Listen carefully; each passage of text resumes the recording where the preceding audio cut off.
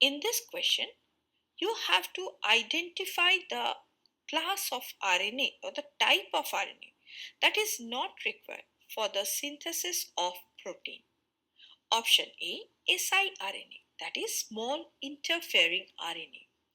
Now, siRNA is involved in the process of RNA interference, which regulates gene expression by degrading mRNA or blocking its translation.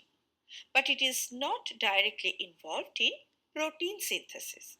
Rather, it acts more in gene silencing or regulation. Hence, it is the correct option. Option B, mRNA. It is incorrect.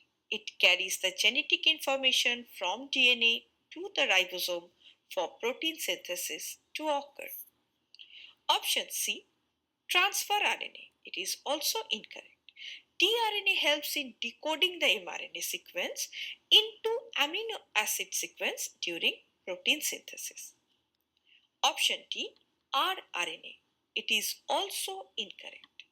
rRNA is critical component of the ribosome, which is the site of protein synthesis, and it plays a vital role in catalyzing the formation of these peptide bonds between the amino acids.